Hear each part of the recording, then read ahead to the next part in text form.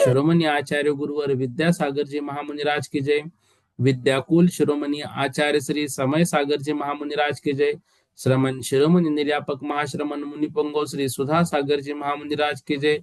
समस्त मुनि संघ की जय। कल सामायिक छेदोपस्थापना, परिहार विशुद्धि, सूक्ष्म सांप्राय और यथाख्या चारित्र, इन 5 संयमों को समझने के बाद आचार्य महाराज ने 5वें गुण स्थानवर्ती संयमा संयम को भी बता दिया था कि जो 5 अनुव्रत, 3 गुणव्रत, 4 शिक्षाव्रत, इस तरह कुल 12 व्रतों से युक्त है, उनको देश विरत अथवा संयमा संयमी कहते हैं।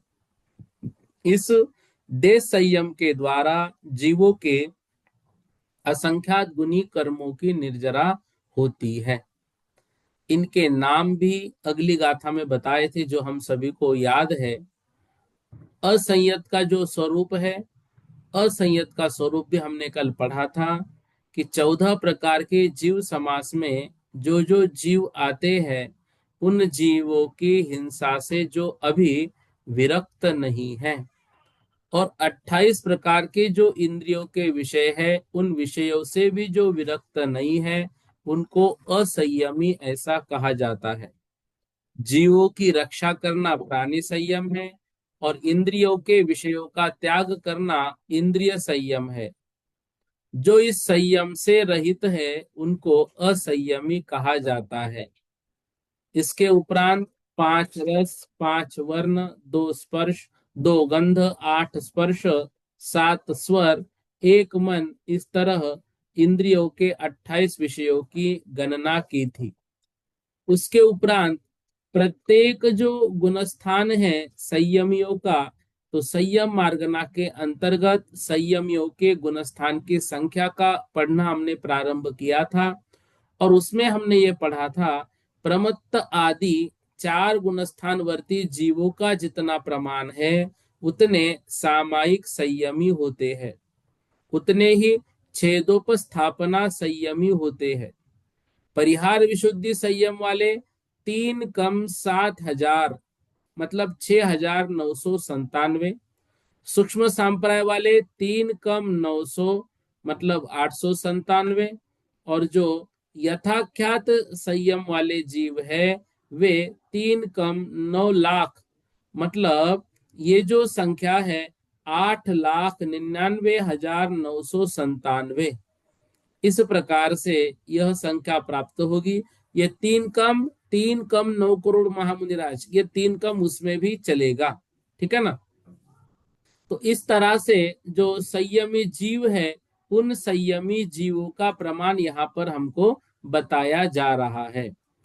अब ये समझना है कि जो 3 कम 9 करोड़ महामुनिराज होते हैं, वे किस तरह से होते हैं, ठीक है।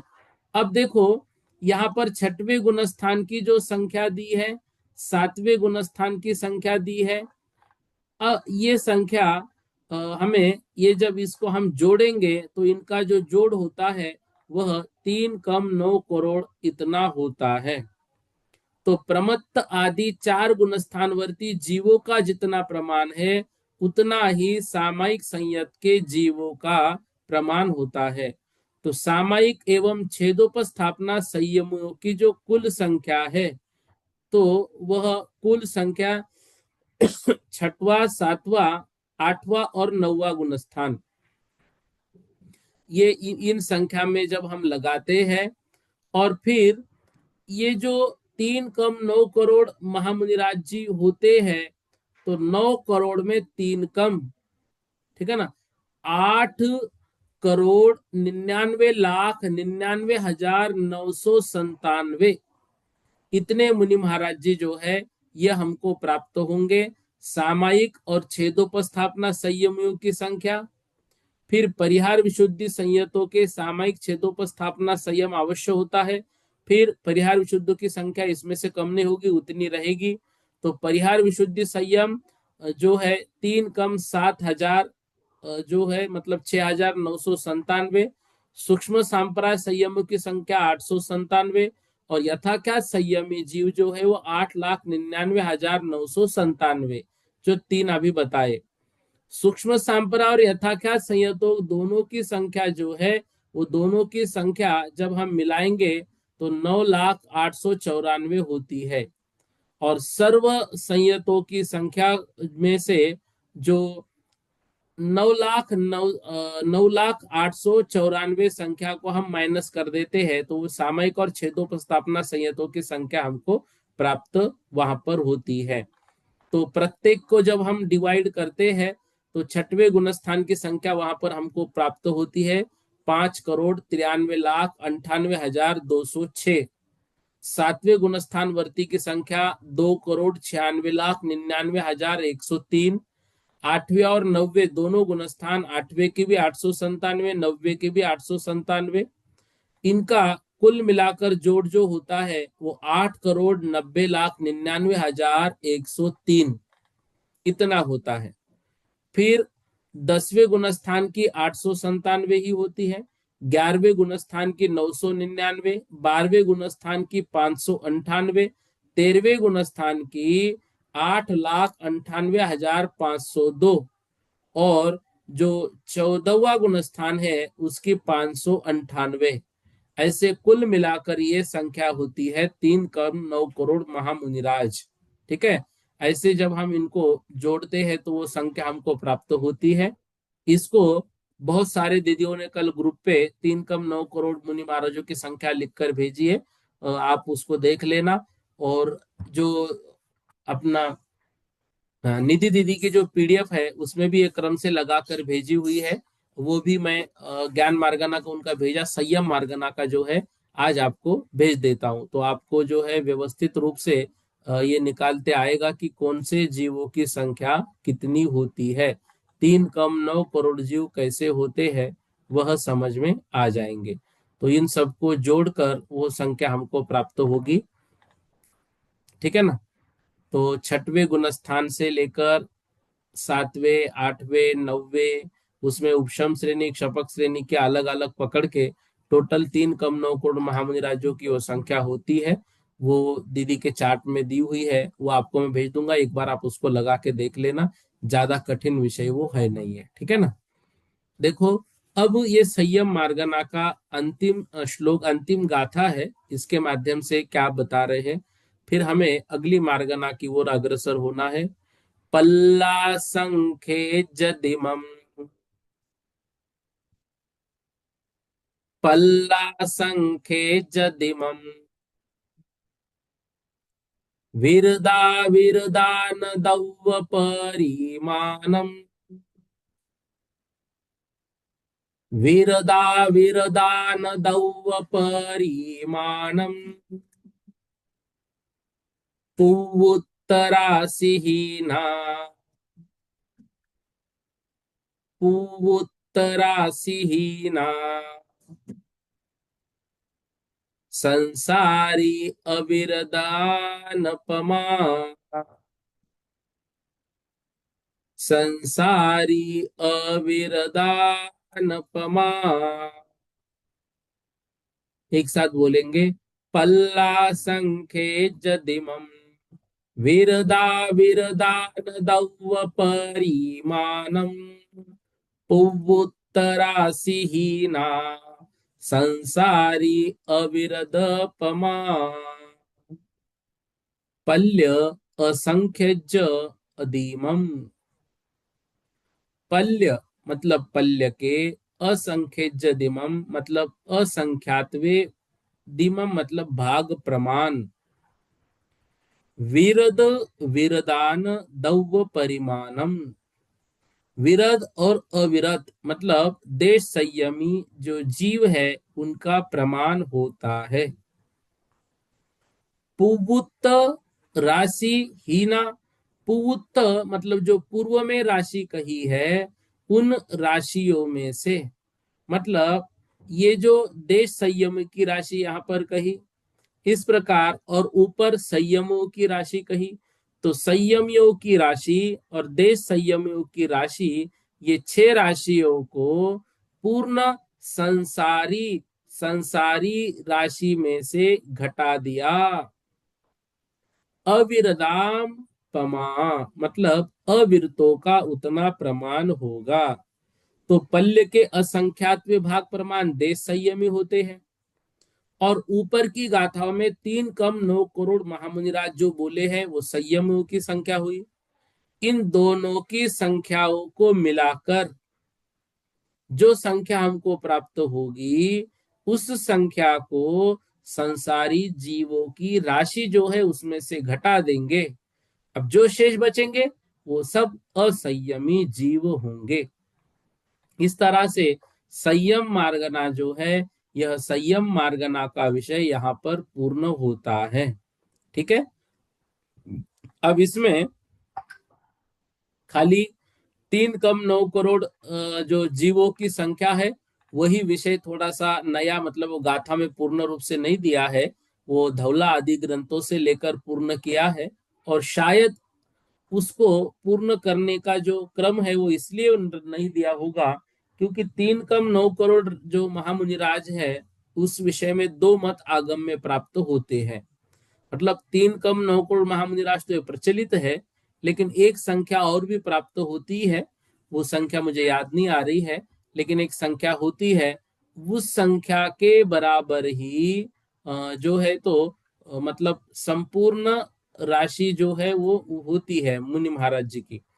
तो उतनी राशि प्रमाण संपूर्ण मुनि महाराज जी जो है तो होते हैं।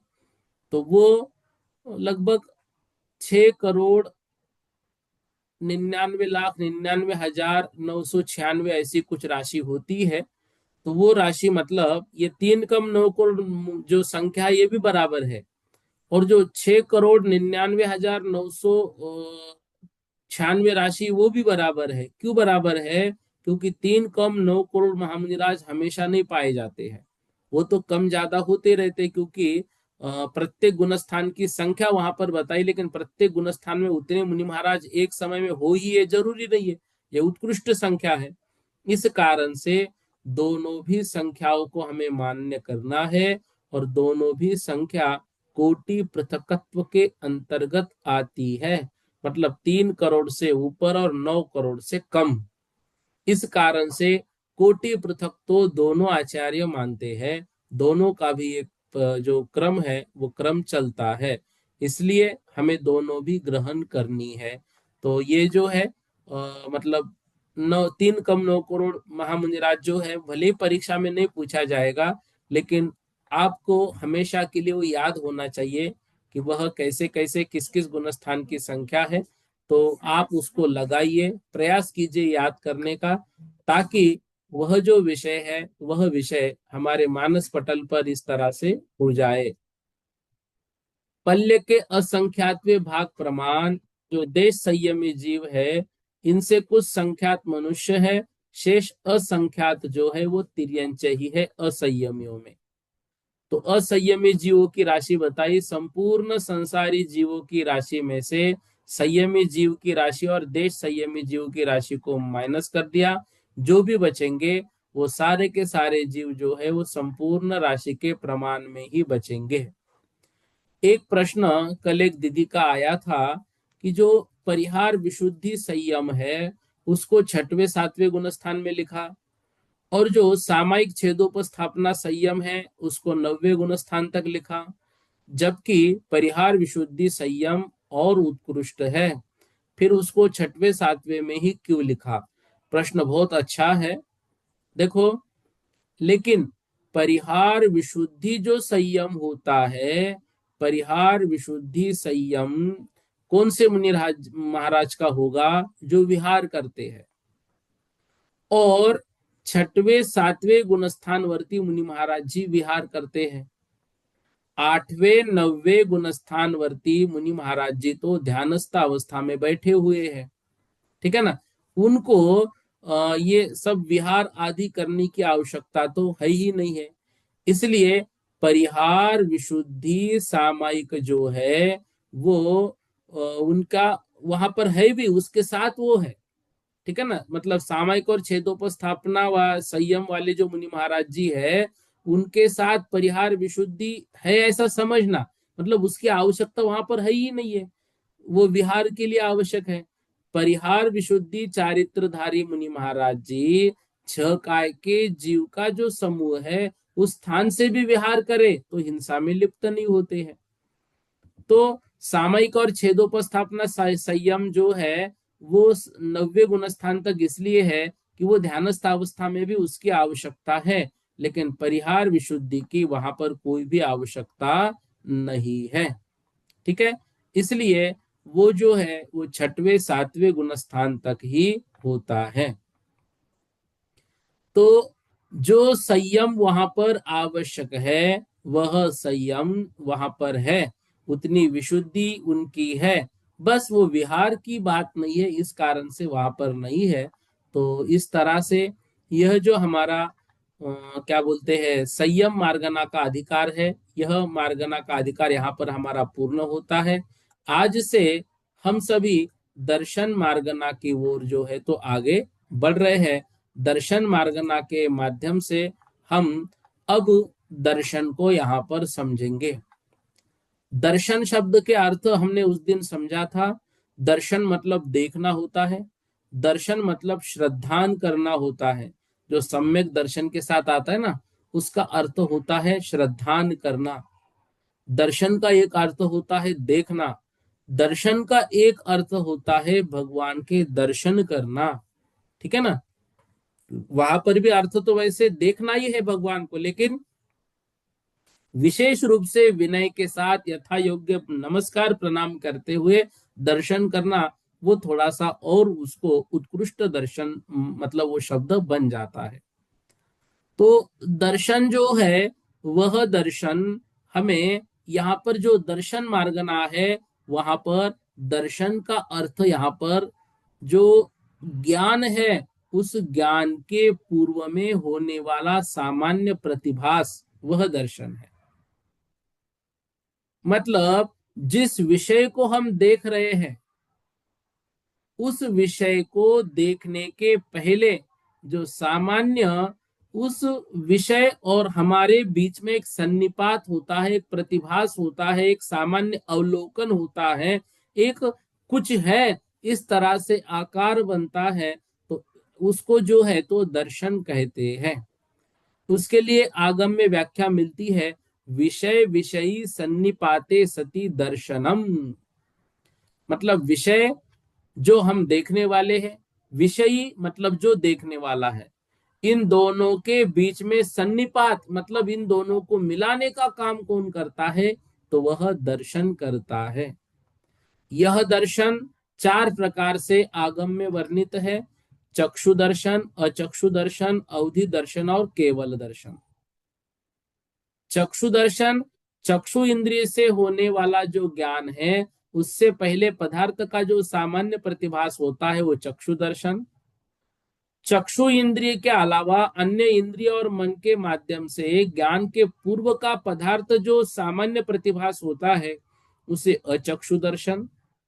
अवधि दर्शन अवधि ज्ञान के पूर्व होने वाला सामान्य प्रतिभास अवधि दर्शन।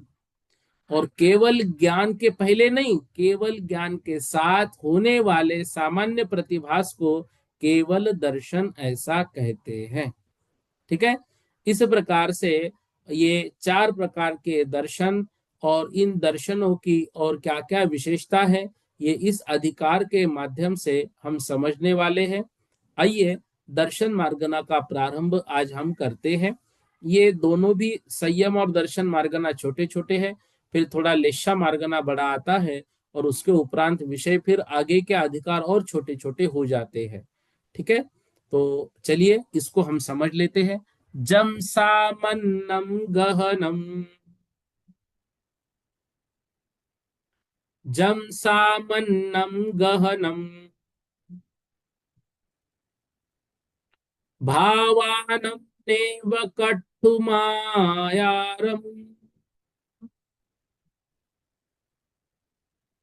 भावानं नेव कट्टुमायारम्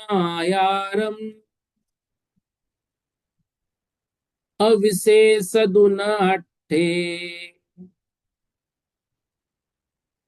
अविशेषदुनट्ठे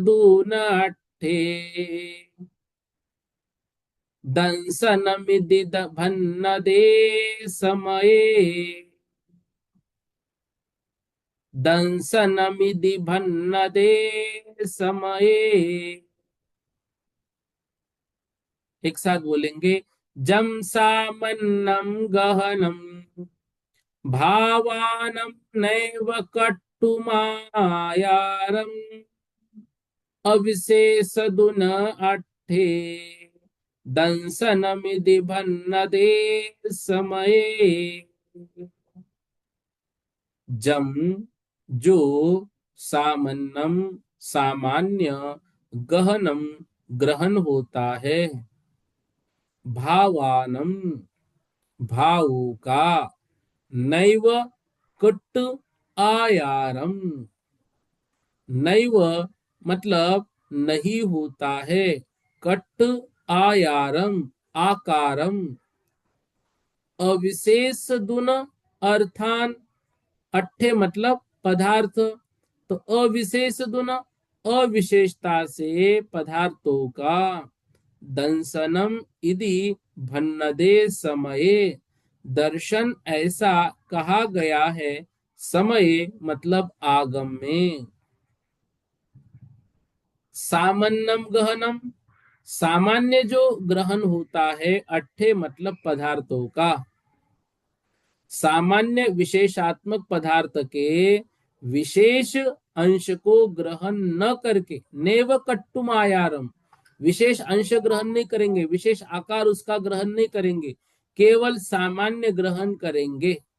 अविशेष दुन अविशेष दुन अविशेष अर्थ, ठीक है ना।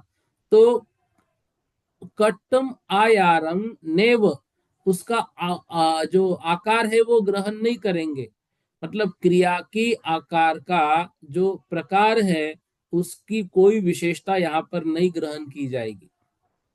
तो वस्तु सामान्य विशेषात्मक है, फिर भी उसमें आकार भेद न करके, जाति गुण क्रिया आकार प्रकार की विशेषता किए बिना ही स्व या पर का सत्ता मात्र सामान्य ग्रहण है कुछ, उसको दंसन मिधि दंशन कहा गया है। ये दर्शन मतलब यही दर्शन उपयोग है। यह दर्शन उपयोग सामान्य से उनका अवलोकन मात्र होता है।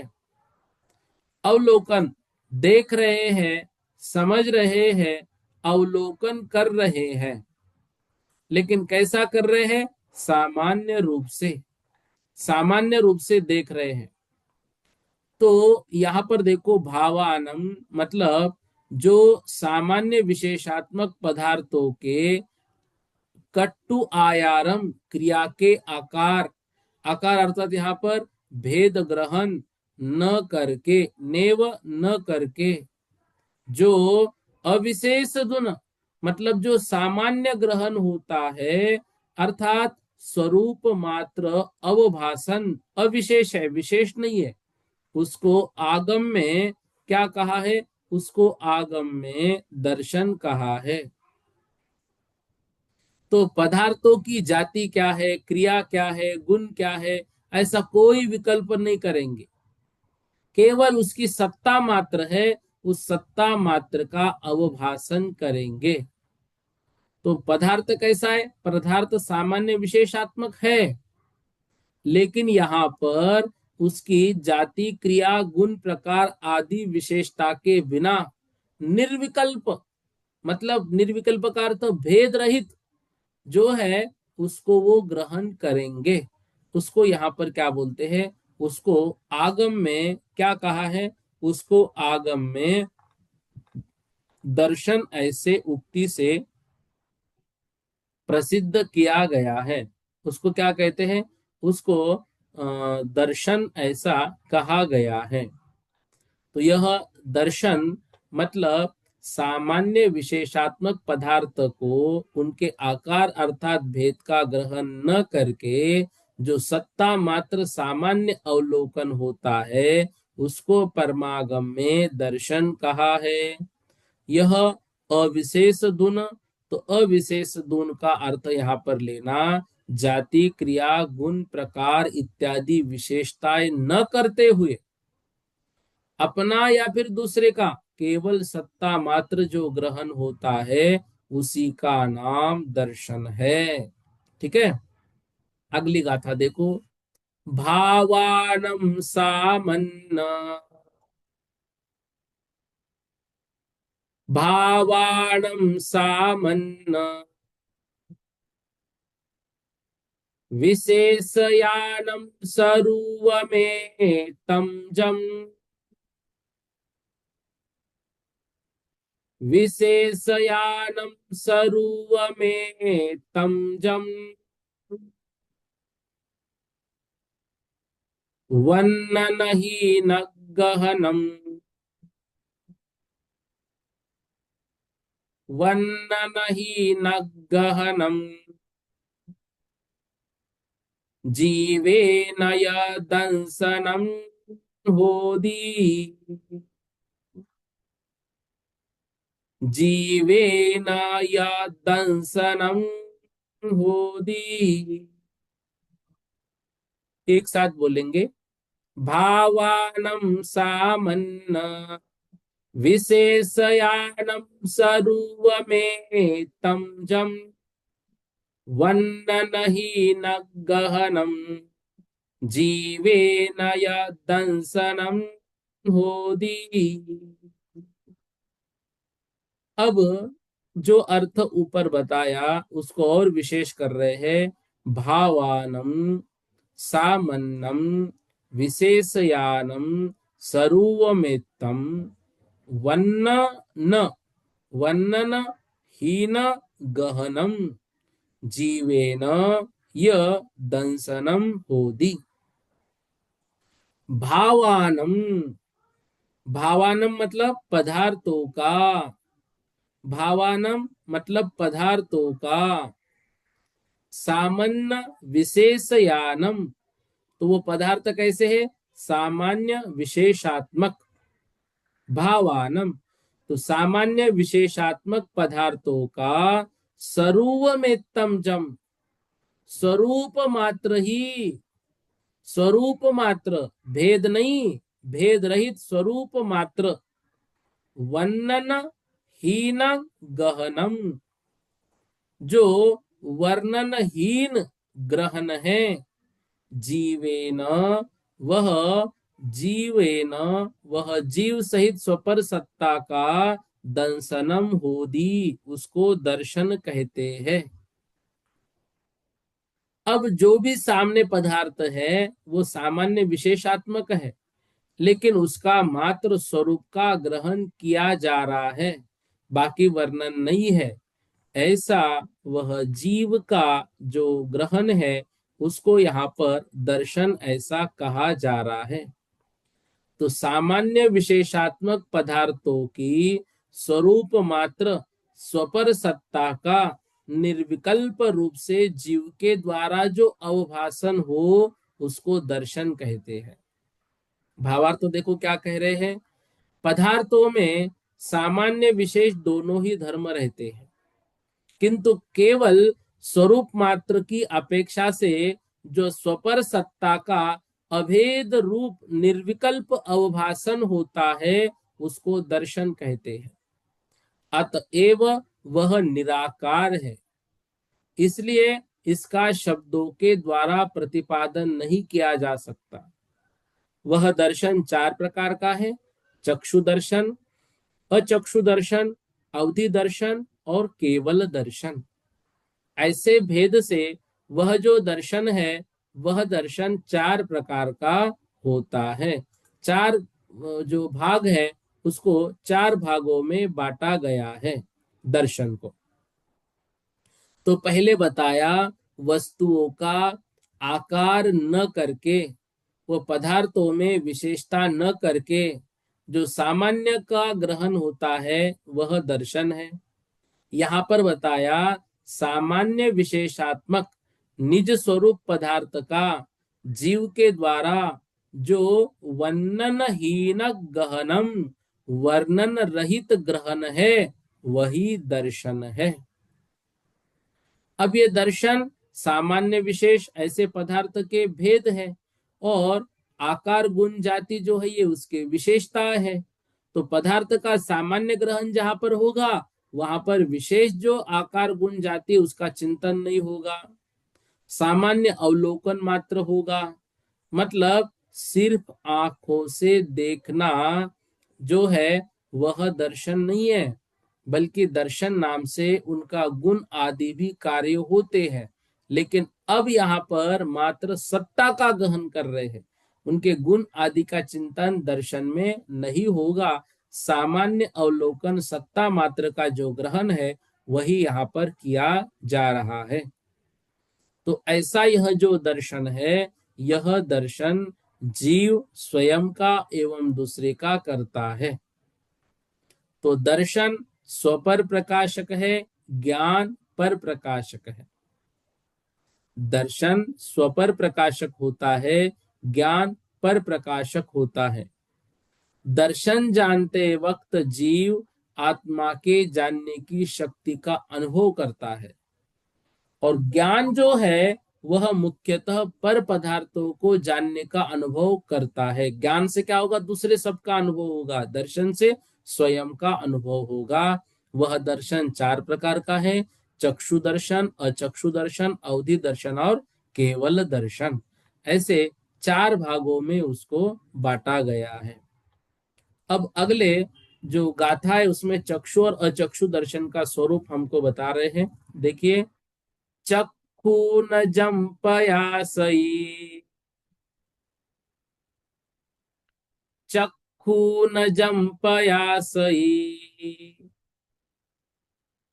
दिस्सयितं चक्षुदंसनं व्यन्ति,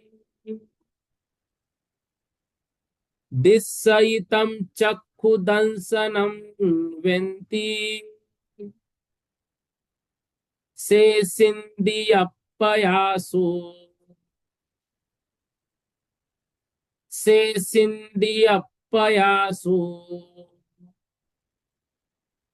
नायवोसो अचक्षुति,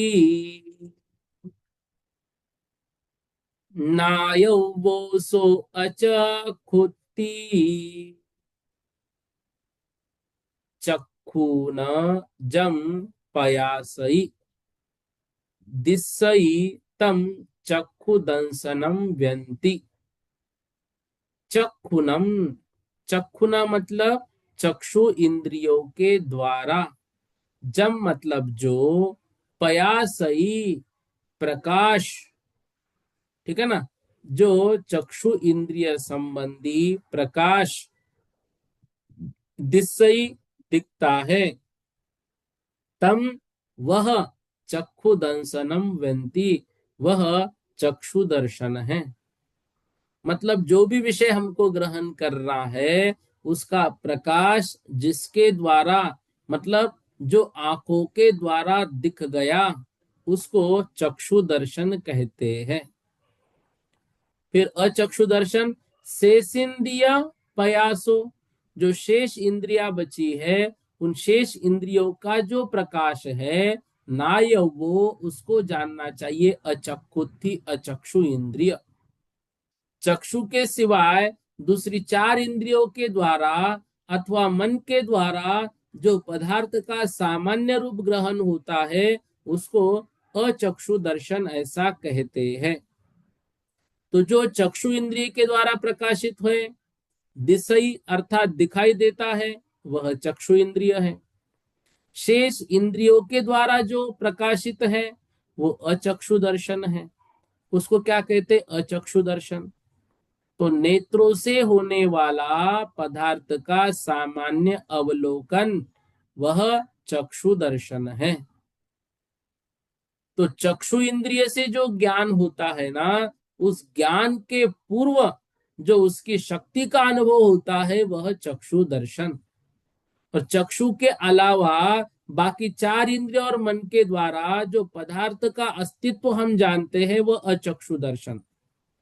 तो बाकी इंद्रियों के ज्ञान के उत्पत्ति के पूर्व अपने अपने विषय का ज्ञान कराने वाले स्वशक्ति का जो अनुभव होता है वह अचक्षु दर्शन ऐसा कहा जाता है। उसको अचक्षु दर्शन कहते हैं। ठीक है। हम्म। एक गाथा और करेंगे अवधि दर्शन की। परमाणु आदि आयु, परमाणु आदि आयु, अंतिम खंडम तिमुत्तिदौ वायु,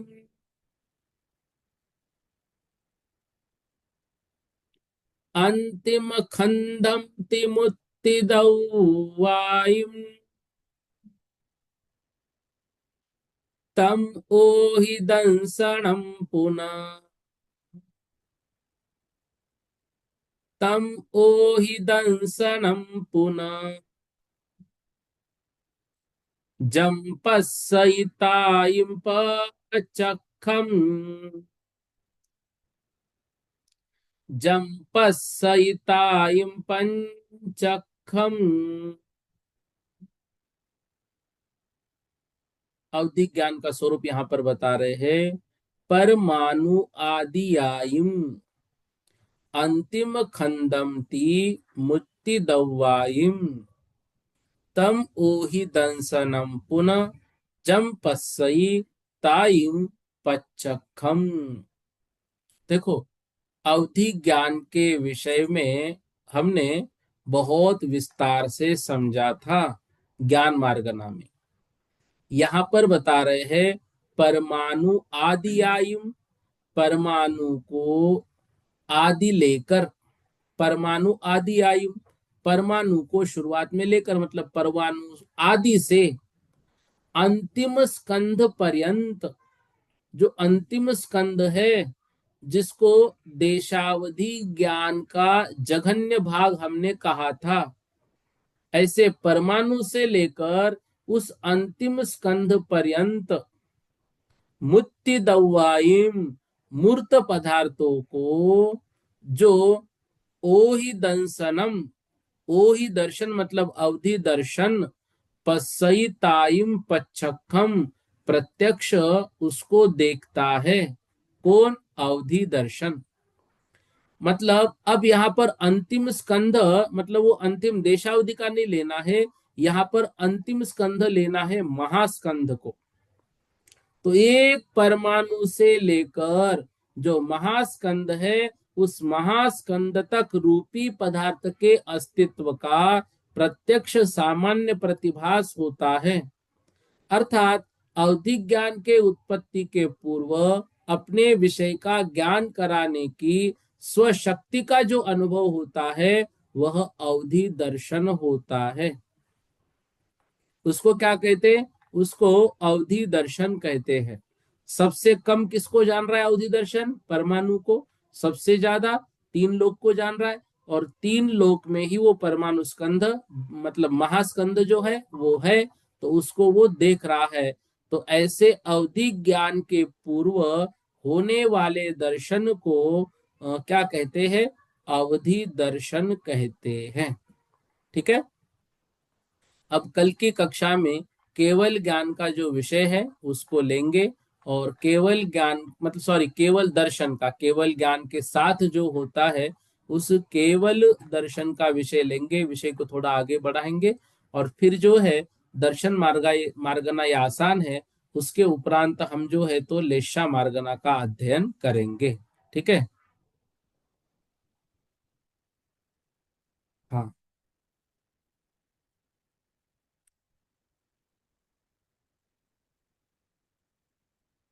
इतना आज कर लेते हैं। हाँ, पूर्णिमा दीदी जी बोलो, क्या बोल रहे? भैया जी, ये 3 कुंभ 9 करण की संख्या बताना चाहती हूँ, बोलूं? बोलो बोलो बोलो।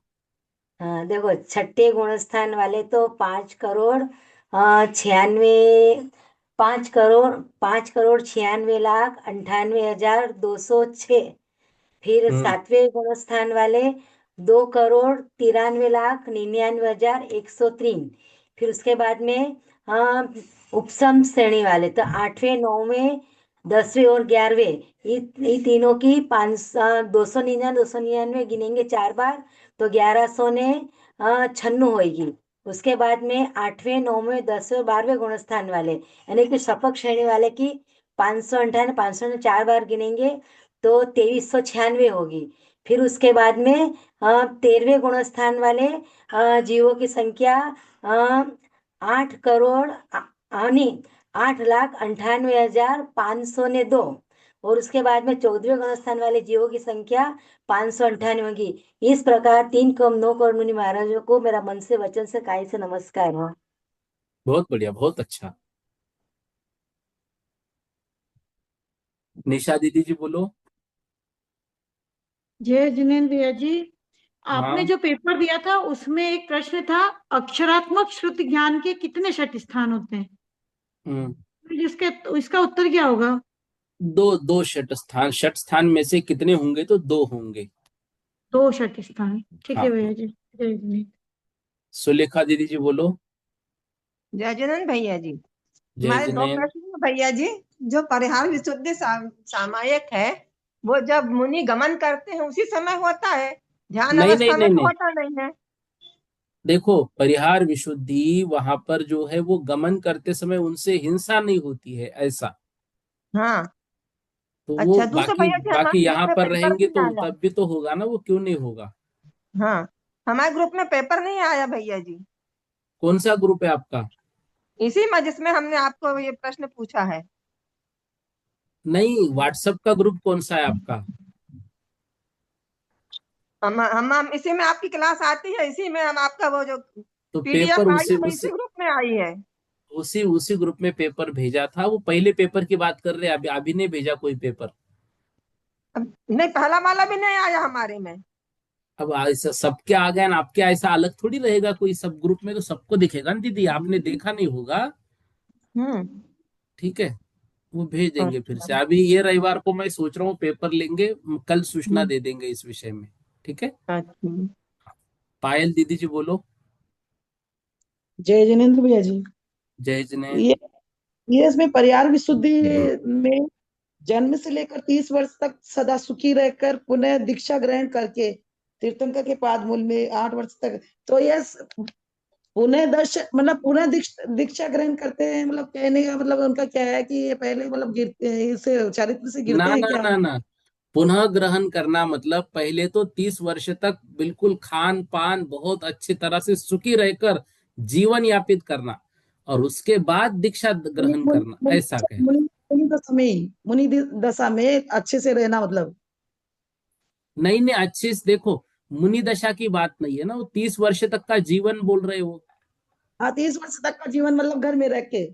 हाँ, तो पुनः क्यों लिखा, पुनः दीक्षा ग्रहण करके? तो उसके बाद। उसके बाद, अच्छा उसके हाँ बाद को हाँ पुनः लिखा है। हाँ। अब चारित्र ठीक है। हमेशा चारित्र से जैसे अच्छे दोस्त अपना वो होती है ना, वैसे गिरे होंगे, गिर के करें क्या नहीं वापस नहीं, से? ऐसी गिरने की बात नहीं है यहाँ पर कुछ। अच्छा अच्छा। ठीक है। ठीक है भैया जी, जी जी। साधना दीदी जी बोलो।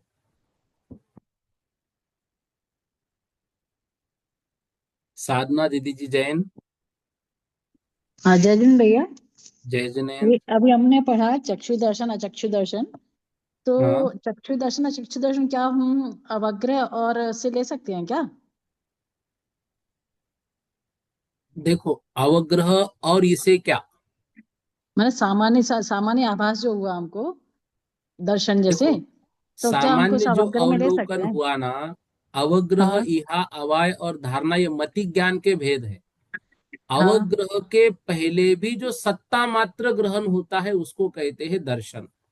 अवग्रह जो है वहां से ज्ञान शुरू हुआ। अच्छा अच्छा।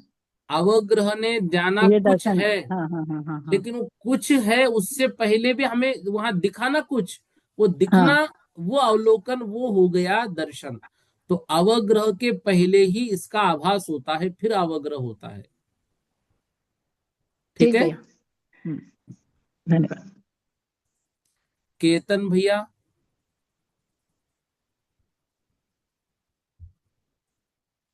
केतन जी जैन लिखा है। जयश्री दीदी जी बोलो। जयश्री दीदी जी। हाँ, जय जनन भैया। जय जने। हाँ, ओम राम नमः भैया। भैया आपने जो पेपर में प्रतिपत्ति शब्द, प्रतिपत प्रतिपाती और प्रतिपत्ति दो परिभाषा लिखने को दी है, तो क्या दोनों अलग अलग है कि एक ही है? हाँ, प्रतिपाती मतलब गिरने की अपेक्षा से है, और प्रतिपत्ति जो है ना वो संख्या का है। संख्या कैसे, मतलब अच्छा। वो जो गुणित गुणित क्रम में बढ़ती है ना संख्या, उसकी हाँ, बात है वो। अच्छा ठीक है भैया, ठीक है जय जनन। जी। हाँ। हाँ, केतन दीदी, केतन भैया जी बोलो। हाँ भैया जी, हम बोल रहे हैं जय जन उषा बिस्कुट सप्तम प्रतिमाधारी। हाँ, आपने तो भैया उसमें नाम है ना, इसलिए मैंने बोला। बोलो बोलो वो दीदी, वो वंदना हमारे आपको। नाती नाती ने जी किया जी जी, इसलिए। हाँ हाँ हाँ, भैया कोई जी उस बात नहीं। दिन रविवार को कितने बजे होगा पेपर? नहीं देखो, अभी उस विषय में कल बोलूंगा मैं। क्योंकि रविवार को रेण सार जी ग्रंथराज का पेपर है 8 से 9 सुबह। शाम को। अच्छा ठीक है, देखो हम तो पेपर दोपहर में भेजते हैं। आप अच्छा आपकी अच्छा। सुविधा अनुसार जो है सोमवार की कक्षा के पहले लिख लेना बैठ के। हाँ हाँ हाँ। हाँ, वो होगा कि नहीं उस विषय में कल बात करेंगे। ठीक है भैया, धन्यवाद। नीलम दीदी जी बोलो। जय श्री कृष्ण भैया जी। हाँ बोलो भैया दीदी। जी, जैसे ये अवधि दर्शन है, केवल दर्शन है, तो मना पर्याय का क्यों नहीं लिया मतलब उसमें? दीदी अभी ज्ञान मार्गना में हमने इस विषय को पढ़ा था। मन पर्यय ज्ञान जो है, रुजुमति मन पर्यय ज्ञान इहामति ज्ञान पूर्वक होता है। तो इहामति ज्ञान के पूर्व दर्शन हो जाता है, इसलिए उसको आवश्यकता नहीं है। और जो विपुलमति मन पर्यय ज्ञान है वह अचक्षु दर्शन पूर्वक होता है, इसलिए वहां पर भी पहले दर्शन की आवश्यकता नहीं है। ओके। ठीक है। जी हाँ, भैया, एकदम जी। सुनीता दीदी जी बोलो।